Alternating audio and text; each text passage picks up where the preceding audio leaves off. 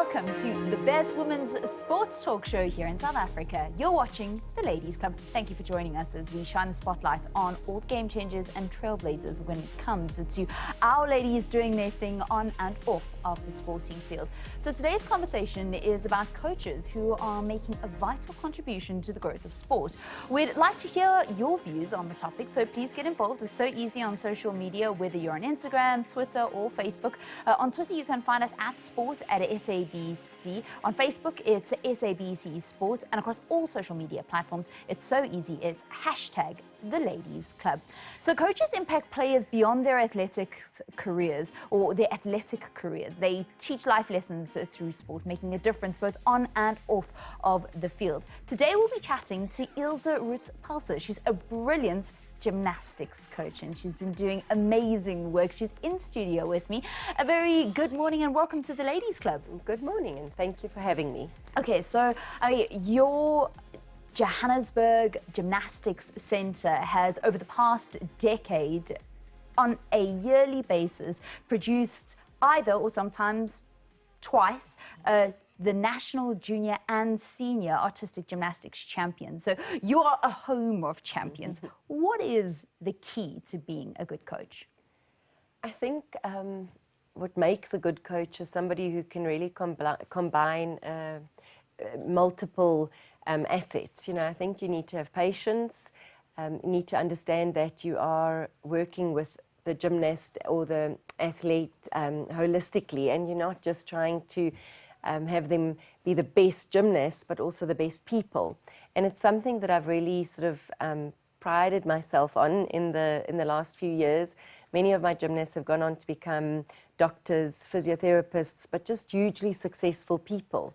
So I think it's just having a combination of caring about the person, not only as a gymnast, but like I say, as the whole person, and realizing that gymnastics is a vehicle to have them become successful adults later.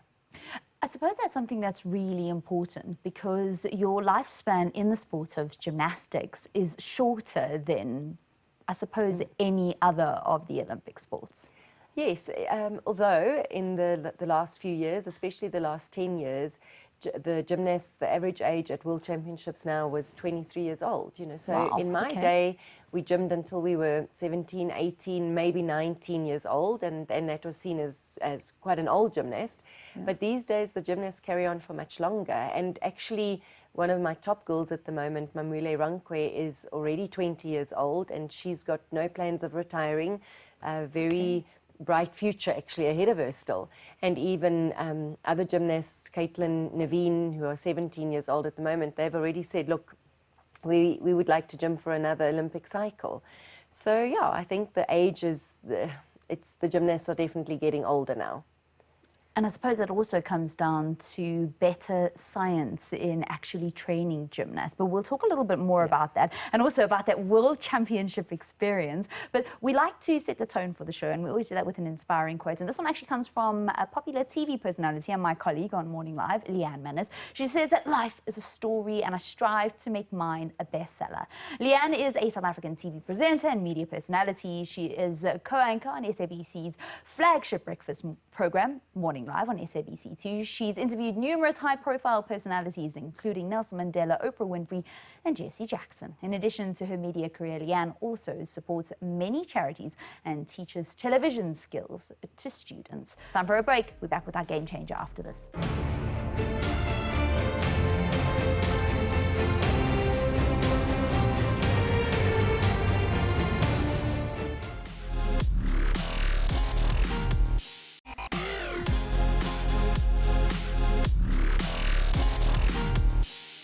Welcome back. You're watching the Ladies Club. Thank you so much for staying with us. Our beautiful game changer is in studio, ILSE ROETS-PELSER. She is a well-known gymnastics coach, and she's been a coach for our national teams at World Championships, at Commonwealth Games, at major international tournaments, and she herself actually went to a Commonwealth Games and 3 World Championships when she was competitive.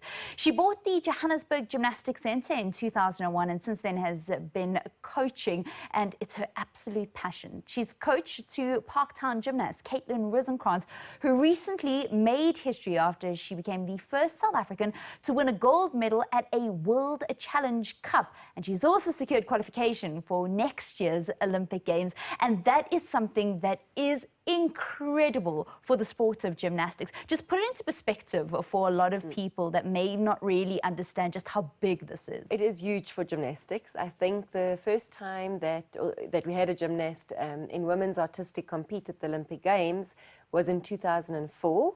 And that was also the last time that a gymnast competed in Athens in that Olympics. So for us, you know, we worked really hard for this qualification at the World Championships. We have qualified 2 gymnasts in the past, but via the African wildcard qualification. And unfortunately, we couldn't attend the 2012 and the 2016 Olympics. But this is exciting for us because the qualification was a qualification at the World Championships, which, like I say, is enormous. A lot of effort, hard work, many training hours went into it. So we're very proud of this achievement. And then obviously, I think what really helped is winning the gold medal on the uneven bars in Hungary, because it just gave Caitlin that boost of confidence, I think, that she needed going into World Championships. And it also helps to get your name out there and the judges recognize you and realize, okay, that's the gymnast that did the good job just a month ago. Yeah. So it was, for us, really huge. And I can honestly say one of the highlights of my coaching career.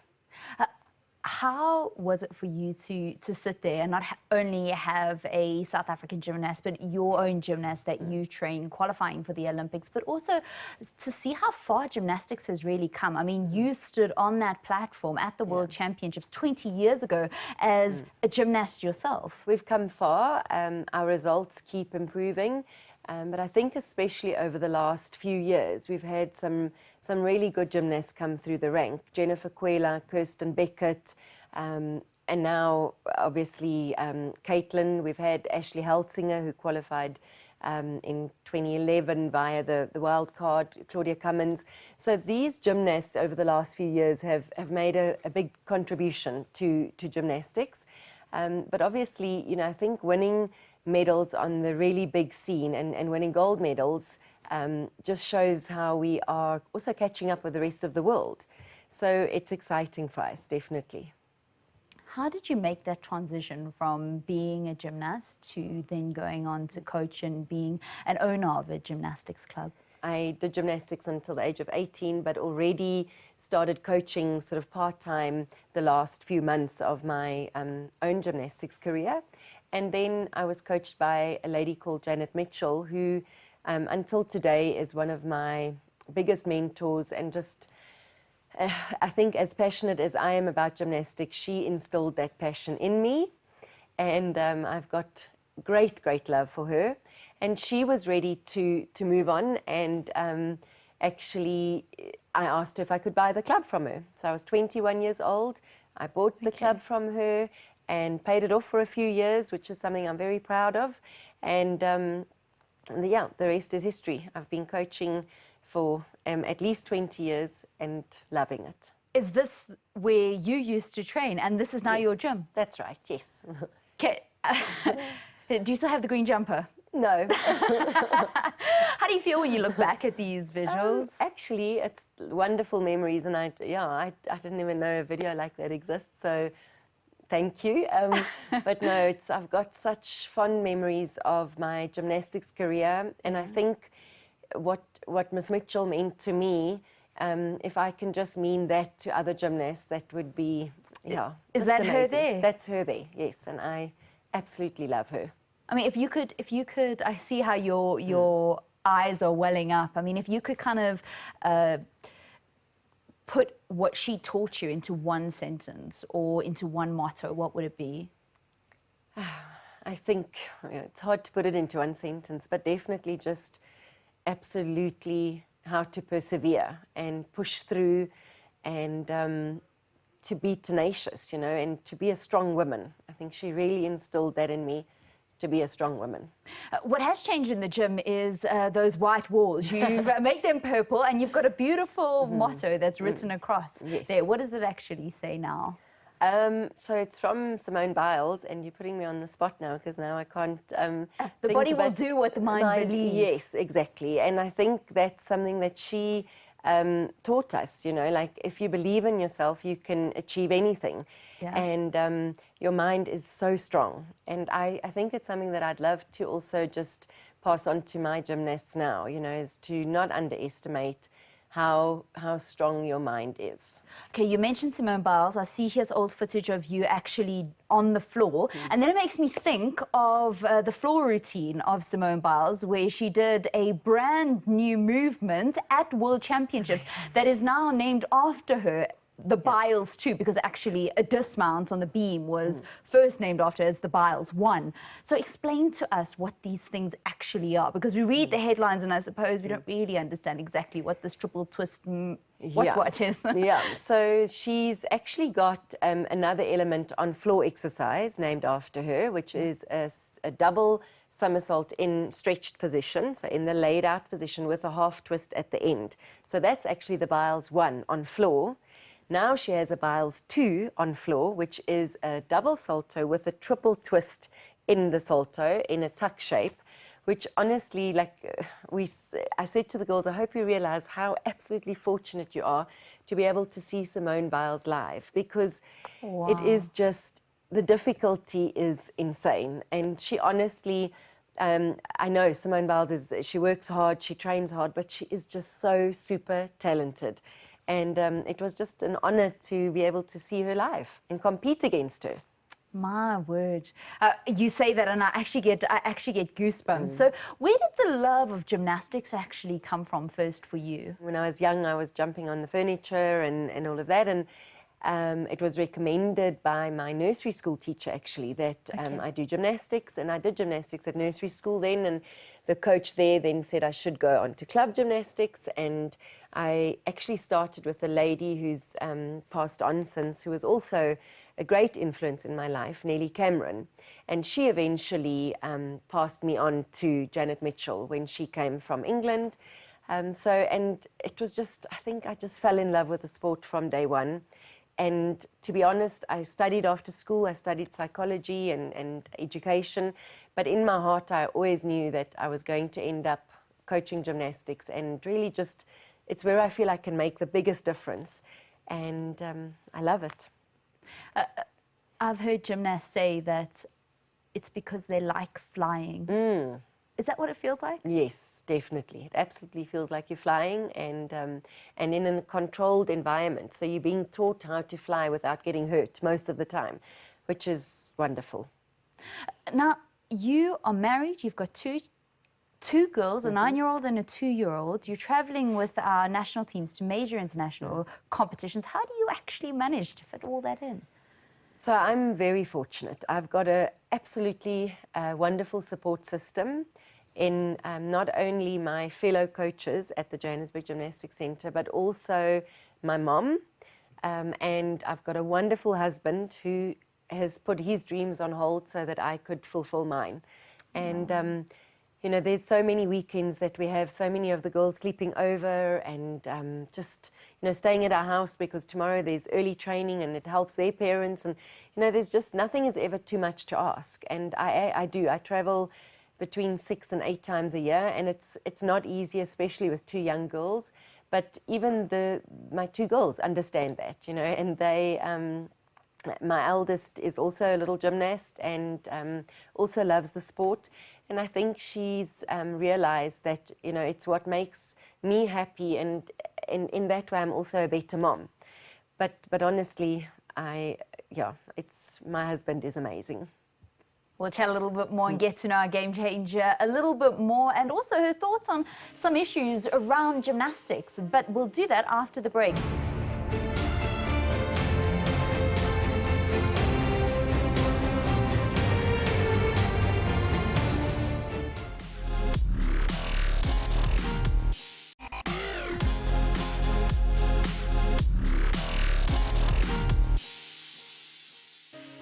Welcome back. You're watching the Ladies Club. Thanks for staying with us. Our game changer in studio is a former gymnast herself. Went to 3 World Championships and the Commonwealth Games when South Africa were readmitted in 1994. She competed at the Canada Games. She's gone on to be a hugely successful gymnastics coach. ILSE ROETS-PELSER is our game changer.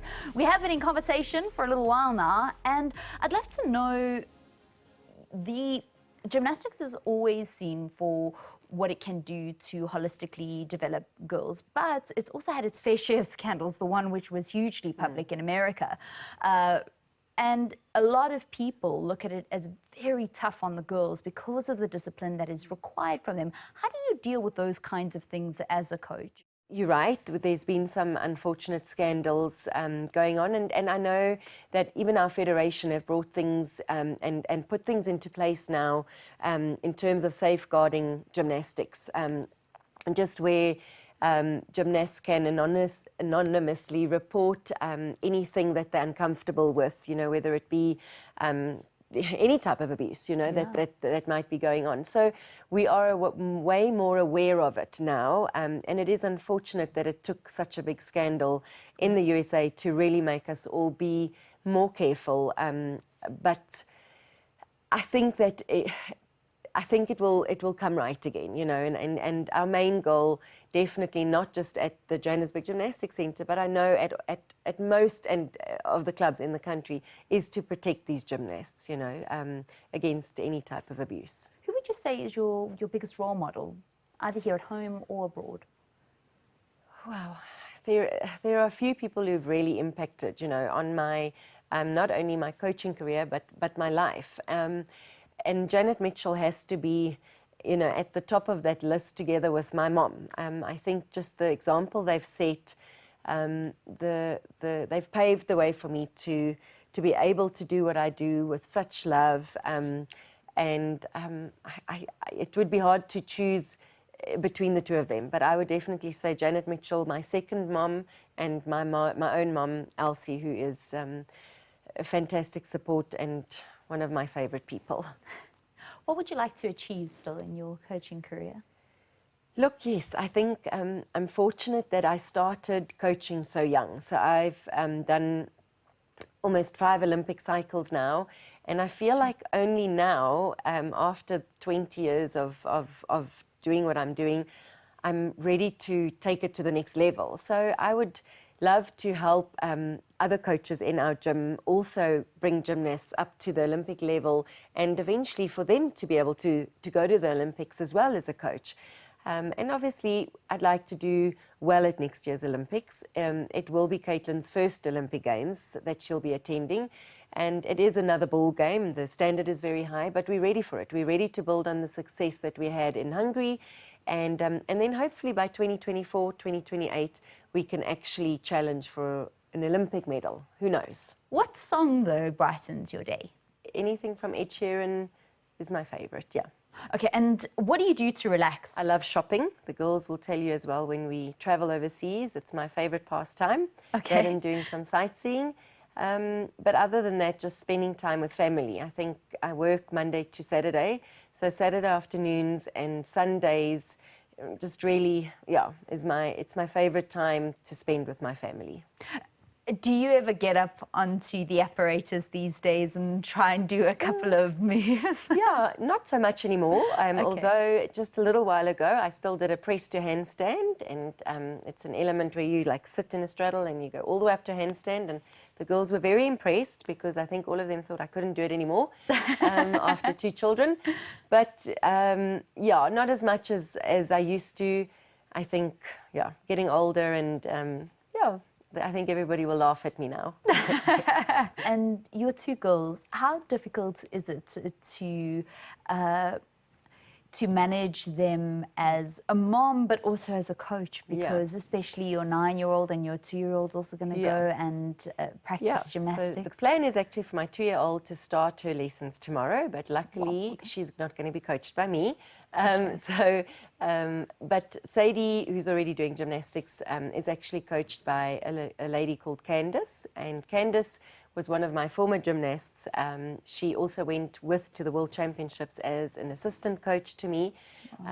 All three girls, as you know, were from JGC, so it gave us the opportunity to give Candice an opportunity to go with and learn to be part of the coaching team. So Sadie's coached by Candice, and they make a winning team. I work with her group very little, and there's a reason for that. You know, I think my job is to be her mom, and it's already quite complicated because I'm in the gym all the time, and obviously sometimes you get a little bit harder on your own children. So I trust Candice with my whole life. She's also one of my best friends. So she does a fantastic job with Sadie along with some of the other coaches, and I'm perfectly happy with that arrangement. What can't you travel without? My skincare products. Definitely those. And I travel with my travel pillow because that I've learned makes the flights that are normally very long just a little bit more bearable, and I can actually sleep. And then we never travel without our South African flags that we have to sew on our leotards because we've forgotten those before, and that's not fun because then you have to make a plan and you are abroad. So yeah, I would say those things. Okay, so very practical. You have a dinner party and you can invite anybody that you want to. You've got 3 places at the table. They can be past, they can be alive still. Who would you invite? I'd start off by saying Nelson Mandela, definitely. I'd love to invite Janet Mitchell over for dinner because actually the last time I saw her was last year, so I would like to see her again. You can say your husband if you like. Can I say my husband? Yeah, probably my husband. I'd love for my husband to be there. And the quote that you live by, what is it? I don't know if it's necessarily a quote that I live by, but just, you know, you fail your way to the top. And it's something that I actually discussed with the gymnasts last night, is you build your successes on those failures. And there's no ways you can achieve at the highest level if you haven't made some mistakes along the way, as a gymnast, but also as a coach. And to me, what's important is leaving those mistakes in the past and really building on them, learn from them quickly, leave them in the past, and then build on that so that you can get back to achieving success quickly as well. What is your advice to other moms that may be interested in their girls or boys coming to take part in the sport? If you would like to get involved in gymnastics, I would recommend you get hold of your nearest sort of district office. For us here in Gauteng, it's Central Gauteng office, and they can put you in touch with the club nearest to you. But definitely, it's such a good foundation for other sports as well. So even if they don't end up becoming top gymnasts, it really helps athletics and swimming and so many other sports. So it's a wonderful sport, and I would really encourage people to participate in gymnastics. Lovely stuff. Ilse, thank you. It's been such a pleasure having you in studio and hearing your insights. All the best of luck, especially as you prepare your goals for African champs first, hopefully some more qualifiers, and then, of course, the Olympic Games. Thank you so much. It's been wonderful to be here. As our game changer for today, I do hope you've enjoyed the conversation as much as I have. Remember, you can continue with your thoughts and your comments on social media. Just use our hashtag #TheLadiesClub. And until we meet again, where we're going to be profiling more trailblazers and game changers, remember that greatness is never, ever given. It's always earned. From myself, Caitlin Rooskrantz, and the entire Ladies Club team, goodbye.